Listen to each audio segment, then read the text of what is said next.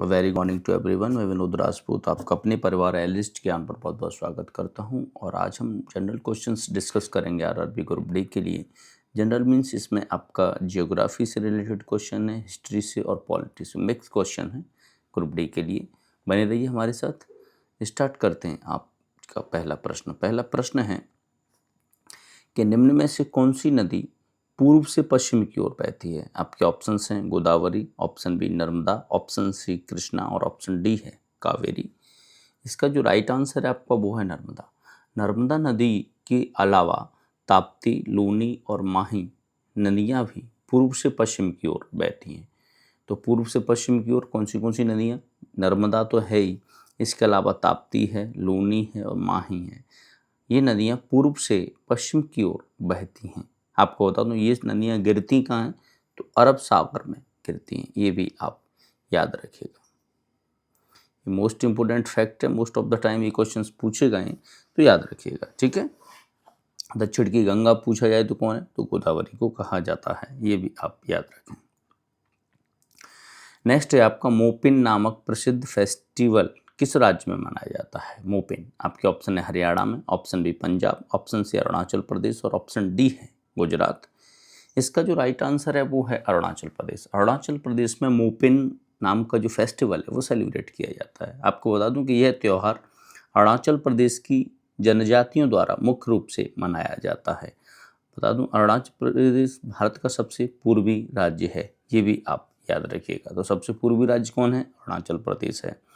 और मोपिन त्यौहार कहाँ मनाया जा रहा है? तो अरुणाचल प्रदेश में ही मनाया जाता है, उसकी एक जनजाति के द्वारा। नेक्स्ट क्वेश्चन है आपका प्रसिद्ध लोक नृत्य बिहू भारत के किस राज्य से संबंधित है? आपके ऑप्शन है मणिपुर से, ऑप्शन बी है असम, ऑप्शन सी उड़ीसा और ऑप्शन डी है सिक्किम। इसका जो राइट आंसर है वो है आपका असम। असम से प्रसिद्ध लोक नृत्य बिहू का संबंध है। बात बता दूं आपको, बिहू मुख्य रूप से 3 प्रकार का होता है। एक तो रोंगाली बिहू होता है, एक भोंगाली बिहू होता है और एक कंगाली बिहू यानी कटी बिहू कहते हैं। यह एक कृषि आधारित उत्सव है, यानी कृषि के उत्सव पर मनाया जाने वाला है। असम के अंदर बिहू असम का है। ये भी आप याद रखिएगा। नेक्स्ट क्वेश्चन है आपका, नेक्स्ट है सितारा या सितारा देवी का संबंध किस शास्त्रीय नृत्य से है? आपके ऑप्शन है भरतनाट्यम, ऑप्शन बी है ओडिसी, ऑप्शन सी कथक और ऑप्शन डी है मणिपुरी। इसका जो राइट आंसर है वो है कथक। सितारा देवी का संबंध है वो कथक से है। आपको बता दूं भरतनाट्यम तमिलनाडु का है, ओडिसी ओडिशा का है, मणिपुरी मणिपुर का है। आपको इसका संबंध अगर पूछा जाए कथक का किससे, तो बनारस घराने से इसका संबंध है। ये भी आप याद रखिए। और कथक कहाँ का है? तो यूपी का प्रमुख लोक नृत्य है, यानी शास्त्रीय नृत्य है। लच्छू महाराज और बिरजू महाराज भी कथक से संबंधित हैं। ये आप याद रखें। तो इससे रिलेटेड कितने सारे क्वेश्चन हमने कंप्लीट किए। पूछा जाए सितारा देवी का संबंध किससे? कथक। कथक किसका शास्त्रीय नृत्य, किस राज्य का? तो उत्तर प्रदेश का। इसके अलावा पूछा जाए कि लच्छू महाराज और बिरजू महाराज का संबंध किससे है, तो उनका भी कथक से है। कथक किस घराने का नृत्य है? तो बनारस घराने का नृत्य है। ये आप सभी इंपोर्टेंट फैक्ट्स को याद रखिएगा, एग्जाम रेलिवेंट हैं ये सारे ही फैक्ट। नेक्स्ट क्वेश्चन है आपका, नंदा देवी बायोस्फीयर रिजर्व किस राज्य में स्थित है? आपके ऑप्शन है राजस्थान, ऑप्शन बी है सिक्किम, ऑप्शन सी है आपका उत्तराखंड यानी यूके से, मैं लिख देता हूँ उसे, और लास्ट ऑप्शन है आपका यूपी यानी उत्तर प्रदेश। थोड़ा टाइपिस्ट की गलती की वजह से ये ऑप्शंस नहीं दिख रहे हैं, पर आपको मैंने उसमें मेंशन कर दिया है। और इसका जो राइट आंसर है वो है यूपी। नंदा देवी बायोस्फीयर जो रिजर्व है, माफ़ी चाहूँगा, उत्तराखंड में है, या यूपी है या उत्तराखंड है। तो उत्तराखंड में है नंदा देवी बायोस्फीयर रिजर्व। आपको बता दूं कि उत्तराखंड में ही राजाजी नेशनल पार्क है। और आपको बता दूं कि उत्तराखंड में ऑपरेशन मर्यादा चलाया गया था। ये भी आप याद रखिएगा। तो नंदा देवी बायोस्फीयर कहाँ पर? उत्तराखंड में। राजाजी नेशनल पार्क उत्तराखंड में। फूलों की घाटी उत्तराखंड में। सब फ्लावर्स ऑफ वैली, इन सब चीज़ों को याद रखिए, सब उत्तराखंड में हैं। ऑपरेशन मर्यादा पूछा जाए कहाँ चला गया, तो उत्तराखंड में ही चलाया गया था। नेक्स्ट क्वेश्चन पर चलते हैं। नेक्स्ट है आपका तिपाई मुख बांध भारत के किस राज्य में स्थित है? आपके ऑप्शन है Assam, option B Manipur, option C Mizoram और ऑप्शन डी है Nagaland.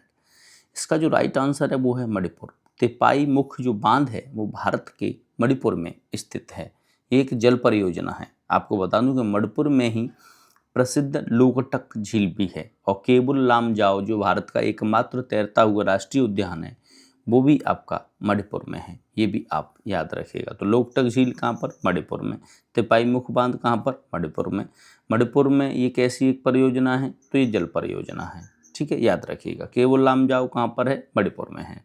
Cable Lamjao most of the time पूछा जा चुका, बहुत बार पूछा गया है, तो याद रखिएगा। नेक्स्ट है आपका पारसनाथ किस राज्य की सबसे ऊंची चोटी है? आपके ऑप्शन है Madhya Pradesh, option B Chhattisgarh, option C Jharkhand और ऑप्शन डी है बिहार। इसका जो राइट आंसर है वो है झारखंड। पारसनाथ जो राज्य की सबसे ऊंची चोटी है वो झारखंड की है। झारखंड की राजधानी पूछा जाए तो क्या है? रांची है। ये भी आप याद रखिएगा। बाकी इससे रिलेटेड ये है कि ये पहाड़ जैन धर्म के लिए एक अत्यंत प्रसिद्ध और पवित्र तीर्थ स्थल है पारसनाथ। ये झारखंड के गिरिडीह जिले में है। मोस्ट ऑफ इम्पोर्टेंट है कि किस जिले में है? गिरिडीह जिले में है। अभी लोनार झील से रिलेटेड पूछा गया था कि कौन से जिले में, महाराष्ट्र के। तो ऐसे करके आप ये याद रखिएगा। पारसनाथ का संबंध यानी ऊंची चोटी किससे? जैन धर्म से है। और यहाँ पर ये किस जिले में? झारखंड के, तो गिरिडीह जिले में है। ये आप सब इम्पोर्टेंट फैक्ट हैं, याद रखिएगा। नेक्स्ट क्वेश्चन है आपका, टोक्यो शहर किस नदी के किनारे बसा हुआ है? आपके ऑप्शन है अराकावा, ऑप्शन बी दजला, ऑप्शन सी नील और ऑप्शन डी है मिसिसिपी। इसका जो राइट आंसर है वो है अराकावा। टोक्यो जो कि जापान का एक शहर है, जापान की राजधानी है टोक्यो। वो पूछा जाए किस नदी के किनारे है तो अराकावा नदी के किनारे है। ये आप याद रखिएगा। नील नदी की देन मिस्र को कहा जाता है, या मिस्र का वरदान किसे कहा जाता है? तो नील नदी को कहा जाता है। ये आप और याद रखिएगा। नेक्स्ट है आपका, आगरा की स्थापना 1504 ईस्वी में किसके द्वारा की गई थी? आपके ऑप्शन है Ibrahim Lodi, option B Akbar, option C Shahjahan और ऑप्शन डी है सिकंदर लोदी। इसका जो राइट आंसर है वो है सिकंदर लोदी ने 1504 में आगरा नगर की स्थापना की थी, आगरा शहर की स्थापना की थी। आपको बता दूं कि आगरा शहर यमुना नदी से जल ग्रहण करता है और इसके किनारे बसा है। ताजमहल भी आगरा में यमुना नदी के तट पर है। और ताजमहल का अगर पूछा जाए कि निर्माण किसने करवाया तो शाहजहां ने करवाया। पूछा जाए कि फतेहपुर सीकरी किसने करवाया तो अकबर के द्वारा। किसके उसमें? गुजरात विजय की याद में, यानी गुजरात विजय की याद में इन्होंने फतेहपुर सीकरी का निर्माण करवाया। सिकंदर लोदी ने 1504 में आगरा शहर की स्थापना की गई थी। ये भी आप याद रखें। नेक्स्ट है आपका कि श्री ब्रह्मपुरेश्वर मंदिर किस राज्य में स्थित है? आपके ऑप्शन है Karnataka, option B Tamil Nadu, option C है केरल और ऑप्शन डी है आपका आंध्र प्रदेश। इसका जो राइट आंसर है वो तमिलनाडु है। श्री ब्रह्मपुरेश्वर मंदिर तमिलनाडु में स्थित है और यह दक्षिण भारत की सबसे प्रसिद्ध हिंदू धार्मिक स्थल है। आपको बता दूं कि दक्षिण में द्रविड़ शैली में कई मंदिर हैं। तो कौन सी शैली में मंदिर बना है? द्रविड़ शैली में। एक नागर शैली, द्रविड़ शैली, ये बहुत सारी शैलियों में मंदिर बने हुए हैं। नेक्स्ट क्वेश्चन है आपका, पूर्व मध्य रेलवे ईस्ट सेंट्रल रेलवे का मुख्यालय कहाँ स्थित है? आपके ऑप्शन है Gorakhpur, option B Bilaspur, option C Hajipur और ऑप्शन डी है जबलपुर। इसका राइट आंसर है वो है हाजीपुर। पूर्व मध्य रेलवे का जो मुख्यालय है वो हाजीपुर में स्थित है। यह पूर्व मध्य रेलवे का मुख्यालय है। गोरखपुर पूर्वोत्तर रेलवे का मुख्यालय है। पूछा गोरखपुर किसका? तो पूर्वोत्तर रेलवे का मुख्यालय है। ये भी आप याद रखिएगा। नेक्स्ट है कि संगीत नाटक अकादमी की स्थापना किस वर्ष की गई थी? आपके option 1951, option B 1953, option C 1956 और ऑप्शन डी है 1961। इसका जो राइट आंसर है वो 1953। संगीत नाटक अकादमी की स्थापना 1953 में की गई थी। बता दूंगा भारत में कला और संस्कृति को बढ़ावा देने के लिए इसकी स्थापना की गई थी और यह प्रदर्शन के लिए भारत की राष्ट्रीय अकादमी है, प्रदर्शन कला के लिए है। ये आप याद रखें। नेक्स्ट है आपका कि 2024-25 में G7 देशों की बैठक किस देश में आयोजित की जाएगी? आपके ऑप्शन है Italy, option B Japan, option C Germany, option D है कनाडा। यानी कहाँ की गई थी? इसका राइट आंसर है वो इटली। इटली में इसकी बैठक की गई थी। G7 में जापान एकमात्र एशियाई देश शामिल है। ये भी आप याद रखिएगा। नेक्स्ट है आपका एथेंस किस देश की राजधानी है? आपके ऑप्शन है इटली की, option B Denmark, option C Albania और ऑप्शन डी है यूनान यानी ग्रीस। इसका राइट आंसर है वो है यूनान, यानी यूनान की राजधानी, एथेंस की जो राजधानी वो यूनान ग्रीस है, जिसका ऐतिहासिक महत्व अधिक है। मदर टेरेसा मूल रूप से अल्बानिया की थी, ये आप याद रखिएगा। मदर टेरेसा जिन्हें काफ़ी कुछ भारत में भारत रत्न भी मिला है, तो आप इन्हें याद रखिएगा। मदर टेरेसा मूल रूप से अल्बानिया से थी। नेक्स्ट है आपका, भारत का पहला उपग्रह आर्यभट्ट अंतरिक्ष में लॉन्च कब किया गया था, यानी किस वर्ष किया गया इसे? आपके option 1971, option B 1973, option C 1975, option D है 1980। इसका जो राइट आंसर है वो 1975। भारत का जो पहला उपग्रह है आर्यभट्ट, उसे 1975 में लॉन्च किया गया था। और आपको बता दूं कि यह लगभग कम से कम 5 साल से अधिक तक चला था। यह भारत के अंतरिक्ष कार्यक्रम की एक बड़ी उपलब्धि थी।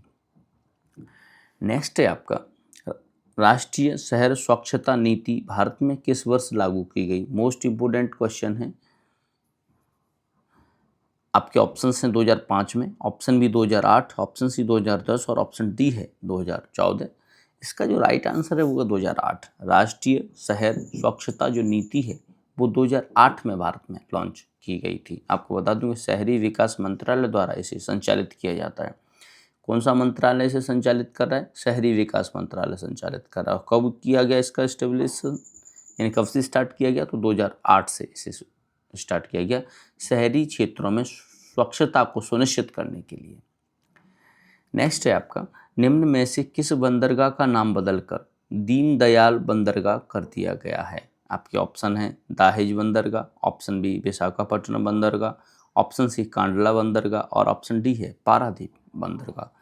इसका राइट आंसर है वो है कांडला बंदरगाह का नाम अब दीनदयाल बंदरगाह कर दिया गया है। ये गुजरात में स्थित है। पूछा जाए कि ये कहाँ स्थित है, तो गुजरात में स्थित एक बंदरगाह था जिसका नाम अब दीनदयाल बंदरगाह कर दिया गया है। दाहेज बंदरगाह भारत का एकमात्र रासायनिक बंदरगाह है। पूछा जाए कि एकमात्र रासायनिक बंदरगाह कौन सा है, तो रासायनिक बंदरगाह है आपका दाहेज बंदरगाह, ये आप याद रखिएगा। नेक्स्ट क्वेश्चन पर चलते हैं। नेक्स्ट है आपका, अगर नीति का संबंध किस राज्य से है? अगर नीति का संबंध आपके ऑप्शन है असम से है, ऑप्शन बी मेघालय से, ऑप्शन सी त्रिपुरा से और ऑप्शन डी है मिजोरम से। इसका जो राइट आंसर है वो है त्रिपुरा से। अगर नीति का संबंध है वो त्रिपुरा से है। यह नीति अगरबत्ती बनाने के लिए इस्तेमाल होने वाले अगर के पेड़ों को लगाने से संबंधित है। त्रिपुरा की राजधानी अगरतला है, ये भी आप याद रखिएगा। नेक्स्ट है आपका, खमसीन नामक स्थानीय हवा का संबंध किस देश से है? आपके ऑप्शन है मिस्र से है, ऑप्शन बी सूडान से है, ऑप्शन सी सऊदी अरब से है और ऑप्शन डी है ईरान से है। इसका जो राइट आंसर है वो है मिस्र। खमसीन नामक जो स्थानीय हवा का संबंध है वो मिस्र से है, ये आप याद रखिएगा। बता दूं कि मिस्र में बहने वाली एक शुष्क हवा गर्म और रेतीली स्थानीय हवा है। मिस्र को नील नदी का वरदान कहा जाता है, ये आप याद रखिएगा। नेक्स्ट है, भारत में तंबाकू की खेती सबसे अधिक किस राज्य में की जाती है? आपके ऑप्शन है Karnataka, option B Andhra Pradesh, option C Gujarat और ऑप्शन डी है महाराष्ट्र। इसका जो राइट आंसर है वो है आंध्र प्रदेश। आंध्र प्रदेश में तंबाकू सबसे अधिक की जाती है, यानी अग्रणी राज्य है उत्पादन में आंध्र प्रदेश। भारत में तंबाकू को अगर लाने वाला कौन था, तो पुर्तगालियों द्वारा तंबाकू को लाया गया, ये आप याद रखिएगा। और पुर्तगाली भारत से कब गए? 1961 में गए, ये भी आप याद रखिए। गोवा को छोड़कर, गोवा पर उनका पूर्ण रूप से कब्जा था, लेकिन उन्हें बाद में यहाँ से भगा दिया गया। नेक्स्ट है आपका, रोहतांग दर्रा भारत के किस राज्य में स्थित है? आपके option Jammu Kashmir, option B है यूके यानी उत्तराखंड, ऑप्शन सी है सिक्किम और ऑप्शन डी है हिमाचल प्रदेश। इसका राइट आंसर है आपका वो है आपका हिमाचल प्रदेश। रोहतांग दर्रा है वो हिमाचल प्रदेश राज्य में स्थित है। जबकि आप पे पूछा माना दर्रा और नीति दर्रे पूछा जाए कहाँ है, तो उत्तराखंड में है। माना दर्रा और नीति दर्रे पूछे जाए उत्तराखंड में स्थित है। यह दर्रा मनाली को लेह से जोड़ता है। कौन सा? रोहतांग दर्रा। पूछा जाए मनाली को लेह से जोड़ने वाला कौन सा दर्रा है, तो रोहतांग दर्रा है, ये आप याद रखिएगा। नेक्स्ट क्वेश्चन है आपका, अरब सागर में स्थित कौन सा द्वीपीय देश भारत का समुद्री पड़ोसी है? आपके option Sri Lanka, option B Indonesia, option C है मालदीव और ऑप्शन डी है मेडागास्कर। इसका राइट आंसर है वो है मालदीव, जिसकी राजधानी माले है। अरब सागर में स्थित भारत का द्वीपीय देश यानी समुद्री पड़ोसी देश है। आपको बता दूं श्रीलंका हिंद महासागर में स्थित एक अन्य पड़ोसी है। अरब सागर में पूछा जाए पड़ोसी देश कौन सा है, मालदीव है। मालदीव की राजधानी क्या है, माले है, ये आप याद रखिएगा। और ये लक्षद्वीप के समीप है। बाकी पूछा जाए हिंद महासागर में भारत का एक अन्य पड़ोसी कौन सा है, तो श्रीलंका है, ये आप याद रखिएगा। पाक चंद्रमंडू मध्य पूछा जाए भारत और श्रीलंका के मध्य ही है। नेक्स्ट है, स्वतंत्र भारत के पहले कानून मंत्री कौन थे? आपके ऑप्शन है Jawaharlal Nehru, option B doctor V R. Ambedkar, option C Sardar Vallabh Bhai Patel, option D है मौलाना अबुल कलाम आज़ाद। इसका जो राइट आंसर है वो है आपका डॉक्टर वी.आर. अम्बेडकर भारत के पहले कानून मंत्री थे। और पहले पीएम कौन थे, पंडित जवाहरलाल नेहरू। सरदार वल्लभ भाई पटेल को प्रारूप समिति की अध्यक्षता भी की थी डॉक्टर वी.आर. अम्बेडकर ने। मौलाना अबुल कलाम आज़ाद क्या थे, शिक्षा मंत्री थे, ये भी आप याद रखिएगा। और पूछा जाए कि सरदार वल्लभ भाई पटेल कौन थे, तो उप प्रधानमंत्री थे सरदार वल्लभ भाई पटेल। पूछा जाए भारत के प्रथम उप प्रधानमंत्री कौन, सरदार वल्लभ भाई पटेल। अब तक अंतिम प्रधानमंत्री तो लाल कृष्ण आडवाणी जो कि भाजपा से हैं, भारतीय जनता पार्टी से, वो अंतिम उप प्रधानमंत्री हैं। इसके बाद उप प्रधानमंत्री के पद को इतना ज़्यादा महत्व नहीं दिया जाता। नेक्स्ट है आपका, संथाल मुख्य रूप से किस राज्य की एक प्रमुख जनजाति है? आपके ऑप्शन है Paschim Bengal, option B Haryana, option C Himachal Pradesh और ऑप्शन डी है आपका गुजरात। इसका जो राइट आंसर है वो वेस्ट बंगाल। संथाल मुख्य रूप से पश्चिम बंगाल में पाए जाते हैं।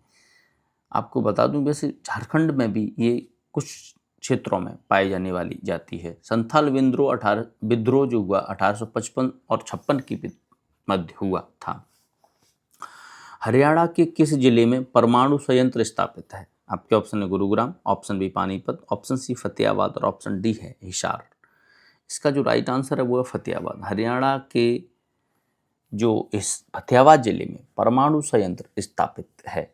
आपको बता दूं गुरुग्राम में भारत का पहला ग्रेन अनाज एटीएम स्थापित है। तो पूछा जाए पहला ग्रेन एटीएम कहाँ पर लगा है भैया, तो वो लगा है गुरुग्राम में, याद रखिए। यानी गेहूं का जो है अनाज का एटीएम है। नेक्स्ट है आपका, भारत का सबसे बड़ा दुग्ध उत्पादक राज्य कौन सा है? आपके ऑप्शन है गुजरात, ऑप्शन बी है राजस्थान, ऑप्शन सी है पंजाब और लास्ट ऑप्शन है आपका उत्तर प्रदेश। और इसका जो राइट आंसर है वो है उत्तर प्रदेश। उत्तर प्रदेश दुग्ध उत्पादन में भारत का सबसे बड़ा राज्य है। इसके अलावा उत्तर प्रदेश दूध में तो है ही, इसके अलावा गन्ना में, चीनी, आलू और गेहूं उत्पादन में अग्रणी राज्य है। दुग्ध उत्पादन बढ़ाने के लिए वर्गीस कुरियन ने श्वेत क्रांति चलाई थी। बिल्कुल सही बात है। ऑपरेशन फ्लड भी 1970 में आया था, दुग्ध उत्पादन से ही संबंध था। मोस्ट ऑफ द टाइम पूछा गया है कि ऑपरेशन फ्लड का संबंध किससे है, दुग्ध उत्पादन से है। और वो दुग्ध उत्पादन में टॉप पर कौन है, उत्तर प्रदेश है। पूछा जाए दूध की शुद्धता किससे नापी जाती है, तो लैक्टोमीटर से नापी जाती है, ये भी आप याद रखिएगा, ये पूछा जा सकता क्वेश्चन है। नेक्स्ट क्वेश्चन है आपका कि राष्ट्रीय झंडा जो नेशनल फ्लैग अपनाने वाला दुनिया का पहला देश कौन सा था? आपके ऑप्शन है France, option B Denmark, option C America और ऑप्शन डी है ब्रिटेन। क्वेश्चन पूछा है नेशनल फ्लैग अपनाने वाला पहला देश। इसका जो राइट आंसर है वो है डेनमार्क। डेनमार्क वो है पहला देश है जिसने अपने पहले राष्ट्रीय ध्वज को आधिकारिक रूप से अपनाया था। डेनमार्क पर्यावरण सूचकांक में भी अग्रणी देशों में रहता है। नेक्स्ट है आपका, अंतरिक्ष में जाने वाले प्रथम भारतीय कौन थे? आपके ऑप्शन है Vikram Sarabhai, option B Satish Dhawan, option C Rakesh Sharma और ऑप्शन डी है अब्दुल कलाम साहब। इसका राइट आंसर है वो है राकेश शर्मा। अंतरिक्ष में जाने वाले प्रथम भारतीय थे राकेश शर्मा। हाल ही में गोपी थोटकुरा भी अंतरिक्ष यात्री बने हैं, याद रखिएगा, ये इंपॉर्टेंट है फिर कि गोपी थोटकुरा भी अंतरिक्ष जाने वाले वर्तमान में है। तो ये करंट से रिलेटेड क्वेश्चन आपको याद रखना चाहिए। नेक्स्ट है आपका, बेंड योर है बैक बैंड योर बैग वाक्य का प्रयोग मुख्य रूप से किस खेल में किया जाता है? आपके option hockey, option B football, option C tennis, option D है क्रिकेट। इसका राइट आंसर है वो है क्रिकेट। बैंड योर बैक जो शब्दावली है वो क्रिकेट की है। ये आपको बता दूं तेज गेंदबाजों द्वारा अतिरिक्त प्रयास करने के संदर्भ में प्रयुक्त होती है। यह खेल से संबंधित एक तकनीकी मुहावरा है, याद रखिएगा। नेक्स्ट है आपका सिंधु घाटी सभ्यता का प्रसिद्ध जो स्थल है रोपड़ किस राज्य में स्थित है? आपके ऑप्शन हैं गुजरात में, ऑप्शन बी माफ़ी चाहूँगा पहले ऑप्शन पे राजस्थान, दूसरे पे आपका गुजरात है, ऑप्शन सी हरियाणा है, ऑप्शन डी पंजाब है। इसका जो राइट आंसर है वो है पंजाब। सिंधु घाटी सभ्यता का जो प्रसिद्ध स्थल था रोपड़ वो कहाँ का है? पंजाब का है। लोथल कहाँ का है? गुजरात का है। ये आप याद रखिएगा। कालीबंगन या जोते हुए खेत के साक्ष्य मिले हैं वो राजस्थान का है। तो कालीबंगन कहाँ का है? राजस्थान। लोथल गुजरात का है। याद रखिएगा ये सारी चीज़ें। नेक्स्ट है आपका क्या राज्य पुनर्गठन अधिनियम जो स्टेट रीऑर्गेनाइजेशन एक्ट है किस वर्ष पारित किया गया था? आपके option 1950, option B 1953, option C 1956 और ऑप्शन डी है 1960। इसका जो राइट आंसर है वो है 1956। राज्य पुनर्गठन अधिनियम जो स्टेट रीऑर्गेनाइजेशन एक्ट है वो 1956 में पारित किया गया था। आपको बता दूं कि भाषाई आधार पर अलग होने वाला पहला राज्य पूछा जाए तो कौन सा था? वो भी आंध्र प्रदेश था। ये आप याद रखिएगा। नेक्स्ट है आपका 2011 की जनगणना के अनुसार किस केंद्र शासित प्रदेश में लिंगानुपात सबसे अधिक था? आपके ऑप्शन है Chandigarh, option B Delhi, option C Lakshadweep और ऑप्शन डी है पदुचेरी। इसका जो राइट आंसर है वो है पदुचेरी। पदुचेरी 2011 की जनगणना के अनुसार लिंगानुपात में सबसे टॉप पर था। लिंगानुपात क्या होता है? प्रत्येक 1000 पुरुषों पर महिलाओं की स्थिति की दर्शाता है, महिलाओं की संख्या को दर्शाने वाला ही कहलाता है आपका लिंग अनुपात। नेक्स्ट है आपका द्वितीय पंचवर्षीय योजना की समय सीमा क्या थी? मोस्ट इंपोर्टेंट क्वेश्चन है। आपके ऑप्शन 1951 से 56, ऑप्शन बी है 1956 से 61, ऑप्शन सी 61 से 66, ऑप्शन डी है 1969 से 74। इसका जो राइट आंसर है वो है 1956 से 61। आपको बता दूं कि जो योजना आयोग जी वो 15 मार्च 1950 को बना। तो 15 मार्च 1950 को योजना आयोग बना और इसमें इसी के द्वारा जो योजनाएं बनाई गई कृषि से रिलेटेड, देश के विकास से रिलेटेड, उसके लिए 1951 से 56 के बीच प्रथम पंचवर्षीय योजना आई। इसके बाद द्वितीय 1956 से 61 के बीच, तीसरी 61 से 66 के बीच और चौथी आपकी 69 से 74 के बीच आई थी। यानी इसमें 3 वर्ष का आपका आपातकाल माफ़ी चाहूँगा जो ईयरली टेन्योर का अवकाश भी आया था। ये सब आप याद रखिएगा। कृषि से संबंधित थी पहली, द्वितीय बाहरी उद्योगों से थी। इन सब चीज़ों को डिस्कस करते रहिएगा, बहुत ही इम्पोर्टेंट है। पंचवर्षीय योजना से रिलेटेड एक कंप्लीट वीडियो भी बना दूंगा, इसमें आप पूरा कवर कर पाएंगे। लेकिन यहाँ से याद रखिएगा योजना आयोग द्वितीय पंचवर्षीय योजना थी वो 1956 से 61 के बीच थी। ये आप बिल्कुल याद रखें। नेक्स्ट है आपका अंतर्राष्ट्रीय जनसंख्या दिवस कब मनाया जाता है? आपके ऑप्शन है 11 जुलाई, ऑप्शन बी 5 जून, ऑप्शन सी 1 दिसंबर और ऑप्शन डी है 22 मार्च। इसका जो राइट आंसर है वो है 11 जुलाई। प्रतिवर्ष अंतर्राष्ट्रीय जनसंख्या दिवस 11 जुलाई को मनाया जाता है। ये वैश्विक जनसंख्या के मुद्दों के प्रति जागरूकता बढ़ाने के लिए यह दिवस सेलिब्रेट किया जाता है। जनसंख्या घनत्व जो 2011 के अनुसार भारत में 382 है, यानी प्रति किलोमीटर में भारत में 382 लोग रह रहे हैं। सबसे कम पूछा जाए कहाँ का है तो अरुणाचल प्रदेश का 17 है मात्र। ये भी आप याद रखिएगा। अब इसमें डिस्कस कर लेते हैं। 5 जून को विश्व पर्यावरण दिवस मनाया जाता है।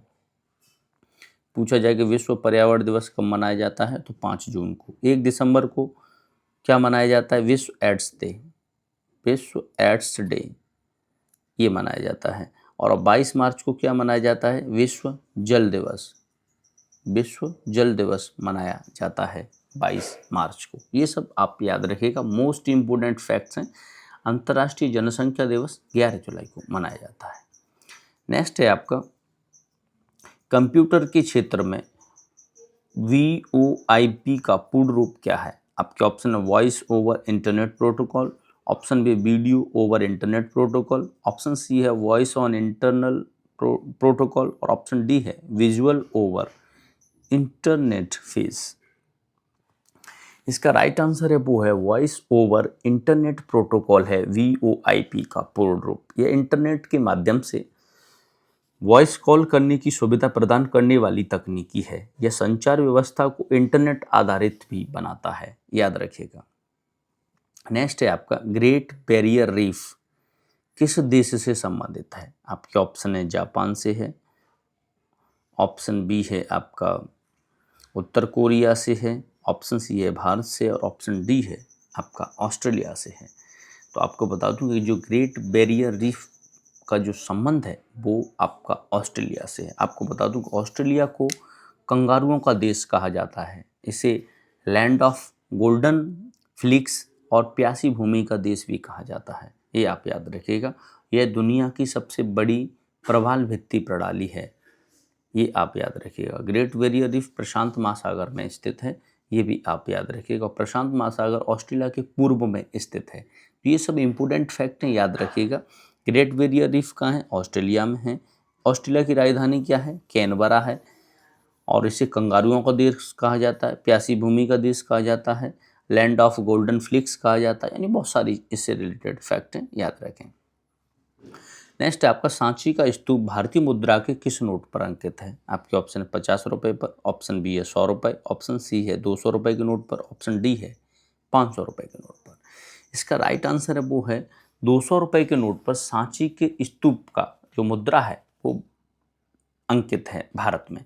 100 रुपये के नोट पर क्या है? तो 100 रुपये के नोट पर है रानी की वाव, रानी की वाव, ये आप याद रखें। 500 रुपये के नोट पर लाल किला है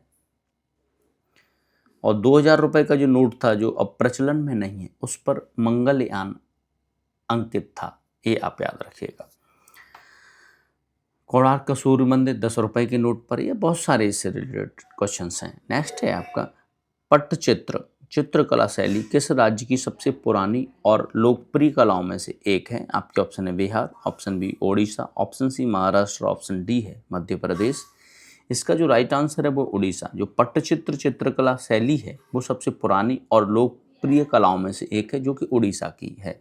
मधुबनी पूछा जाए कहाँ की है तो बिहार की है, ये आप याद रखिएगा। नेक्स्ट है आपका रजत क्रांति जो सिल्वर रेवोल्यूशन है का संबंध किसके उत्पादन से है? आपके ऑप्शन है दुग्ध उत्पादन, ऑप्शन बी अंडा उत्पादन, ऑप्शन सी कपास उत्पादन और ऑप्शन डी है मछली उत्पादन। इसका राइट आंसर है वो है अंडा उत्पादन। जो रजत क्रांति है, सिल्वर रेवोल्यूशन है, उसका संबंध है अंडा उत्पादन से। या श्वेत क्रांति का संबंध पूछा जाए किससे है तो श्वेत क्रांति का संबंध है आपका दुग्ध उत्पादन से। इसे लेके कौन है? वर्गीस कुरियन, ये आप याद रखिएगा। अंडा उत्पादन रजत क्रांति हो गया, मछली उत्पादन मत्स्य उत्पादन कहलाएगा। यह मुर्गी पालन और अंडा पालन दोनों को बढ़ावा देने के लिए है रजत क्रांति। और ये प्रधानमंत्री इंदिरा गांधी को माना जाता है इसका जनक। नेक्स्ट है आपका प्राचीन नालंदा विश्वविद्यालय की स्थापना किस शासक ने की थी? आपके ऑप्शन है Chandragupta Maurya, option B Ashok, option C Harshvardhan, option D है कुमार गुप्त प्रथम। इसका राइट आंसर है वो है आपका कि प्राचीन जो नालंदा विश्वविद्यालय की स्थापना कुमार गुप्त प्रथम के द्वारा की गई थी। पूछा जाए ये गुप्त वंश के शासक थे, लेकिन इसे नष्ट किसके द्वारा किया गया नालंदा को? तो इसे बख्तियार खिलजी के द्वारा नष्ट किया गया था। किसके द्वारा नष्ट किया गया? बख्तियार खिलजी के द्वारा इसे नष्ट किया गया था। आपको बता दूं कि बख्तियार खिलजी कुतुबुद्दीन ऐबक का सेनापति था। और कुतुबुद्दीन ऐबक कौन था? गुलाम वंश का शासक था जो 1206 से लेकर 1235 तक इसने दिल्ली पर शासन किया। तो इस तरह से ये फैक्ट हैं, ये हिस्ट्री का मामला है, हिस्ट्री पर हम डिस्कस करेंगे। लेकिन आपको बता दूं कि जो प्राचीन नालंदा विश्वविद्यालय की स्थापना कुमारगुप्त प्रथम ने, जो गुप्त वंश के शासक थे, इसका विध्वंसीकरण किसके द्वारा किया गया? तो बख्तियार खिलजी के द्वारा। बख्तियार खिलजी कौन था? कुतुबुद्दीन ऐबक का सेनापति था। और कुतुबुद्दीन ऐबक गुलाम वंश का शासक था, यानी गौरी के बाद इसने यहाँ पर देखा और इसकी मृत्यु पोलो खेलते समय घोड़े से गिरकर हो गई थी। ये सारे फैक्ट से रिलेटेड हैं।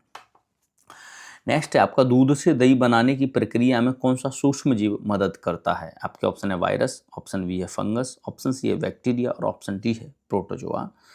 इसका राइट आंसर है वो बैक्टीरिया। दूध से दही बनाने की जो प्रक्रिया है उसमें सूक्ष्म जीव जो मदद करता है वो बैक्टीरिया होता है। और वो कौन सा बैक्टीरिया होता है? तो लैक्टोबैसिलस होता है, ये भी आप याद रखिएगा। लैक्टोबैसिलस है दूध से दही बनाने का कार्यात्मक कार्य करता है। यह किण्वन प्रक्रिया द्वारा होता है, फर्मेंटेशंस, ये आप याद रखिएगा। नेक्स्ट है आपका कि भारतीय संविधान के किस भाग में मौलिक अधिकारों जो फंडामेंटल राइट्स का उल्लेख है? आपके ऑप्शन है भाग 2, ऑप्शन बी भाग 3, ऑप्शन सी भाग 4 और ऑप्शन डी है भाग 5। इसका राइट आंसर है वो भाग 3 में मौलिक अधिकारों से संबंधित प्रावधान किए गए हैं और इसे भारतीय संविधान का मैग्ना कार्टा और कॉर्नर स्टोन भी कहा जाता है। ये नागरिकों को मूल अधिकारों के द्वारा बहुत सारी शक्तियाँ प्राप्त होती हैं। पूछा जाए मूल अधिकार कहाँ से लिए गए, तो यूएसए से लिए गए हैं। भाग 2 में नागरिकता का प्रावधान है, ये आप याद रखें। भाग 4 में राज्य के नीति निर्देशक तत्व हैं, यानी DPSP, directive principle of state policy, जिसे आयरलैंड से लिया गया है। भारत में एकल नागरिकता है, ये आप याद रखिएगा। और भाग 5 में संघ दे रखा है, यानी केंद्र उसमें कैसे शक्तियाँ बांटी जाएंगी, इससे रिलेटेड है। 4 का मौलिक कर्तव्य फंडामेंटल ड्यूटीज हैं, जिसे 42वें संविधान संशोधन 1976 के द्वारा बाद में जोड़ा गया।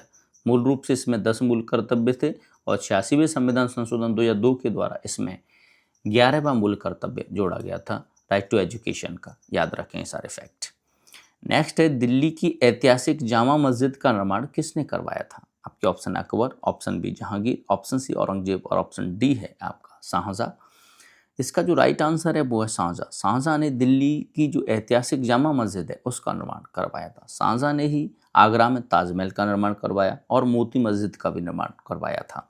शाहजहां ने हिजरी संवत और तीर्थ यात्रा कर भी पुनः शुरू किया था, ये भी आप याद रखें। नेक्स्ट है प्रसिद्ध पुस्तक मधुशाला के लेखक कौन हैं? आपके ऑप्शन है Munshi Premchand, option B Harivansh Rai Bachchan, option C Sumitranandan Pant और ऑप्शन डी है रामधारी सिंह दिनकर। इसका राइट आंसर है वो कि मधुशाला के जो लेखक हैं वो हरिवंश राय बच्चन हैं। आपको बता दूं कि मधुशाला हिंदी साहित्य की एक अत्यंत प्रसिद्ध काव्य रचना है। प्रेमचंद जी ने गोदान लिखा है, ये आप याद रखिए। गबन गोदान के लेखक कौन है? मुंशी प्रेमचंद हैं। और नमक का दरोगा, ऐसी बहुत सारी इनकी। उर्वशी रामधारी सिंह दिनकर की है, याद रखें आप। नेक्स्ट है आपका कौन सा चीनी यात्री नालंदा विश्वविद्यालय में छात्र और शिक्षक दोनों रूपों में रहा था? आपके ऑप्शन है फायान, ऑप्शन बी इत सिंह, ऑप्शन सी होइनसांग और ऑप्शन डी है सुंग यून। इसका राइट आंसर है वो है होइनसांग। होइनसांग चीनी यात्री था जो नालंदा में छात्र रहा और शिक्षक के रूप में भी उसने कार्य किया।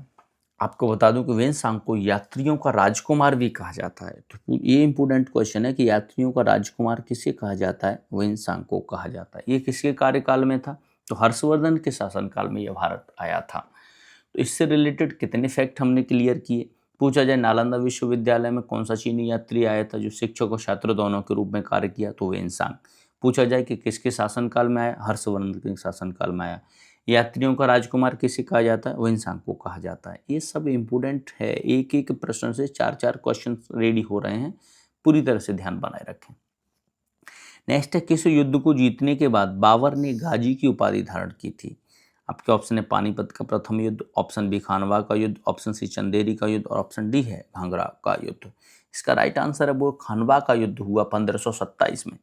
1526 में आपका पानीपत का प्रथम युद्ध हुआ था, जिसमें अकबर ने मुगल साम्राज्य की स्थापना की भारत में।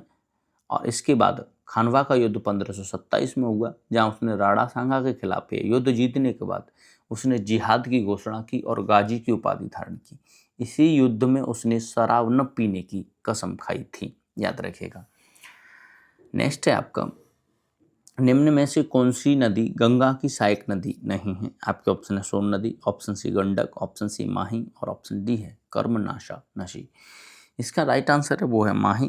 क्यों माही नदी गंगा की सहायक नदी नहीं है? क्योंकि माही पूर्व से पश्चिम की ओर बहने वाली नदी है, याद रखें। और ये गंगा बेसिन का हिस्सा नहीं है। सोन नदी पटना के पास गंगा में मिलती है, ये आप याद रखें।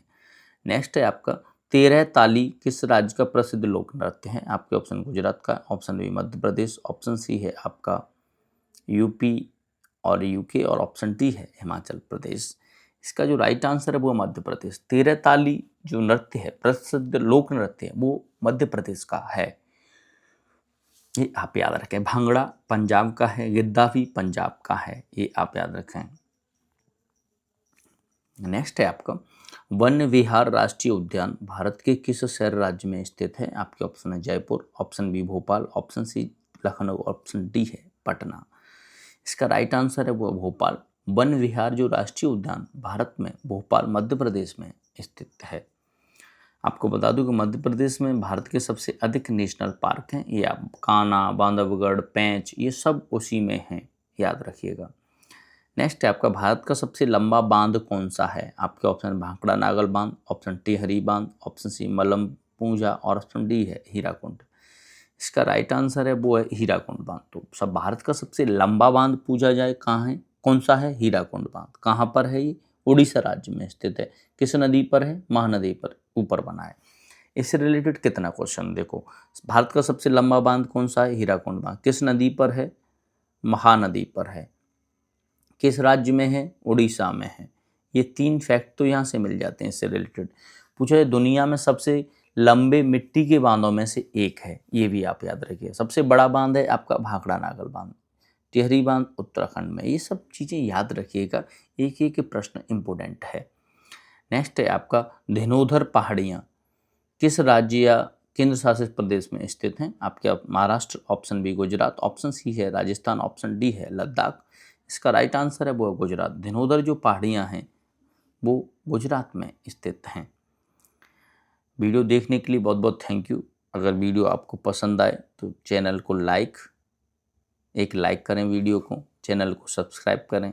आपका एक लाइक, एक सब्सक्राइब हमें काफ़ी मोटिवेट करेगा। अगर इसका पीडीएफ चाहते हैं तो पीडीएफ का लिंक इस वीडियो के डिस्क्रिप्शन में आपको मिल जाएगा। बाकी आप हमारा टोटल जीके डोज जो टेलीग्राम चैनल है उसे भी आप फॉलो कर सकते हैं वहाँ से, और डेली पीडीएफ प्राप्त कर सकते हैं, डेली करंट अफेयर का और जितना भी इम्पोर्टेंट क्लास चल रहा है उस सब का। Thank you.